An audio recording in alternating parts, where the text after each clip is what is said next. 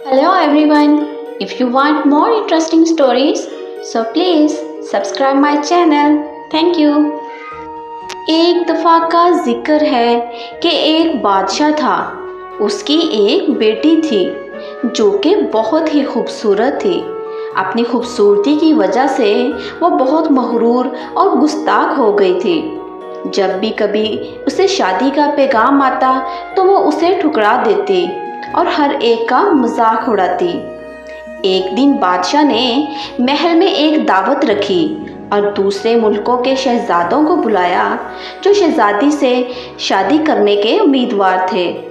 सब लोग अपनी अपनी जगह पर बैठे हुए थे और शहजादी बहुत ही मगरूर अंदाज में अपनी कनीज़ों के साथ अंदर दाखिल होती है और हर एक की तरफ देखकर हंसती है। जब उसे एक शहजादे से मिलवाया गया जो कि बहुत मोटा था, शहजादी उसे देखकर बहुत हंसती है और कहती है, देखो देखो, ये तो ऐसे लगता है कि जैसे कोई गोल ड्रम हो। वो किसी भी शहजादे को छोड़ नहीं रही थी। किसी को छोटे कद वाला बोलती और किसी को लंबे कद वाला। इसी तरह इसे एक और शहजादे से मिलवाया गया जिसकी दाढ़ी थी। शहजादी उसको देखकर बोलती है, देखो इसने अपने चेहरे पर क्या घास फूस उगा रखी है। यूं वो आते हुए सब मेहमानों का मजाक उड़ा रही थी। उसकी बात सुनकर बादशाह को बहुत गुस्सा आता है। बादशाह बड़े दरबार में गुस्से में ये ऐलान करता है कि शहजादी पसंद करे या ना करे, अब मैं इसकी शादी एक फ़कीर से ही करूँगा। यूँ सब लोग अपने अपने घर चले जाते हैं। कुछ ही देर बाद बादशाह के महल के बाहर एक फ़कीर की जो कि मांगने आया था आवाज़ आती है। बादशाह हुक्म देता है कि इसे अंदर लाया जाए। फ़कीर को अंदर बुलाया जाता है।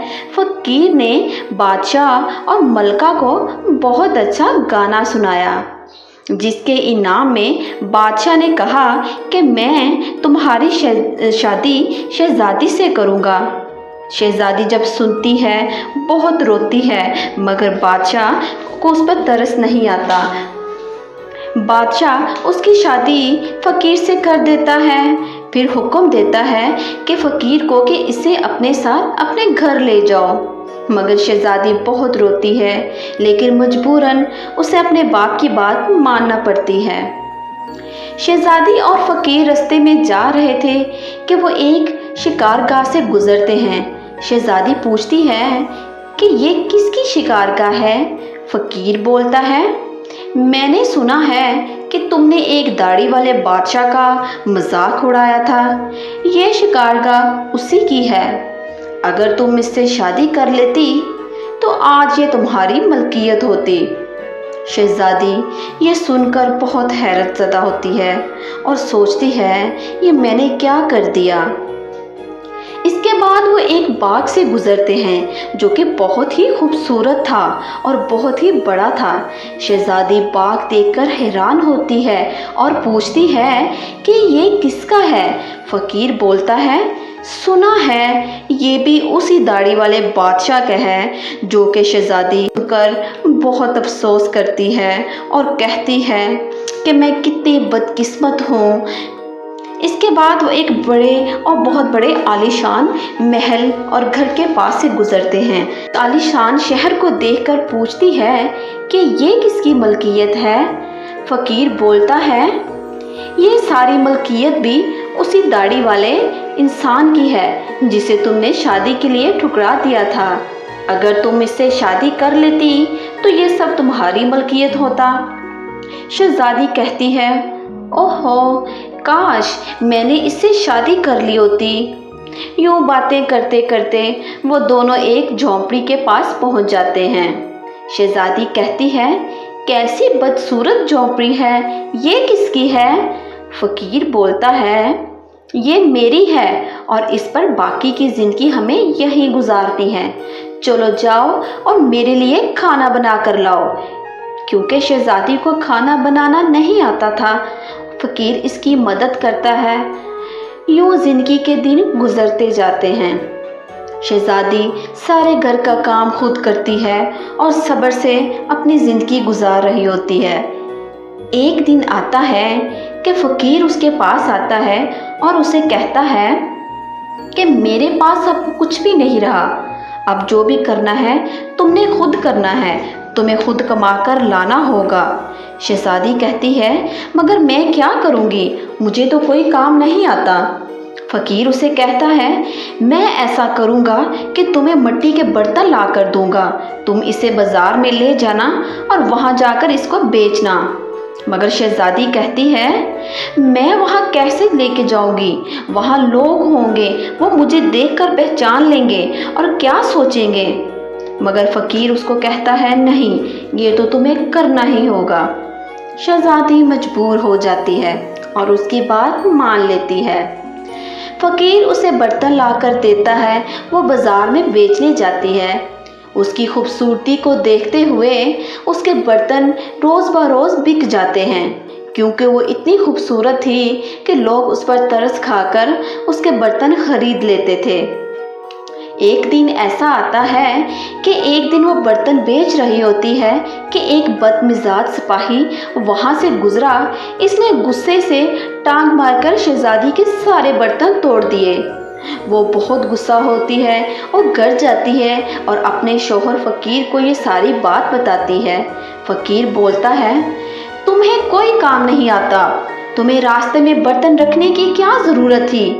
खैर मैं तुम्हारे लिए महल में खाने पकाने का कोई काम ढूंढता हूँ। यूं मगरूर शहजादी को महल में बावर्चन का काम मिल जाता है। इसी तरह जो खाना बचता था वो घर ले आती और दोनों मियाँ बीवी बचा हुआ खाना खा लेते। इसी तरह जिंदगी के दिन गुजर गए। एक दिन ऐसा आया कि महल में शादी की तकरीब रखी गई। वो महल को देखती है और आते जाते मेहमानों को देखती है और अपनी किस्मत पर अफसोस करती है कि काश इसकी शादी भी इतनी अच्छी जगह हुई होती। वो ये सब सोचते हुए खाना लेकर वापस झोंपड़ी में जा ही रही होती है कि इसी रास्ते में एक बहुत ही खूबसूरत इंसान मिलता है जो कि इसका रास्ता रोक लेता है। शहजादी देखती है ये तो वही दाढ़ी वाला इंसान था जिसे शहजादी ने शादी से इनकार किया था। वो इसे देख ही रही थी कि शहजादे ने इसका हाथ पकड़ा और उसे महल में वापस ले गया। शहजादी का शर्म के मारे बुरा हाल था, क्योंकि परेशानी में सारा खाना इसके हाथ से नीचे गिर जाता है।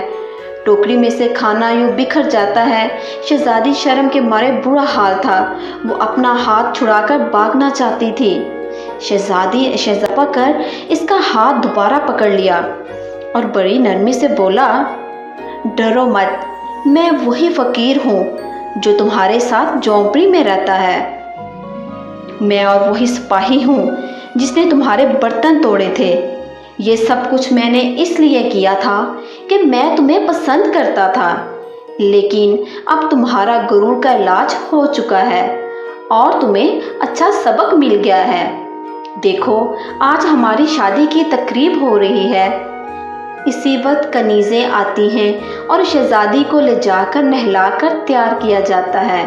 शहजादी की पूरी फैमिली, इसके मालिक और इसकी वालिदा भी वहाँ होती हैं। शहजादी ये देखकर बहुत खुश होती है, क्योंकि अब वो बिल्कुल बदल चुकी थी। इसका गुरूर टूट चुका था। इसने ज़िंदगी गुजारने का ढंग सीख लिया था।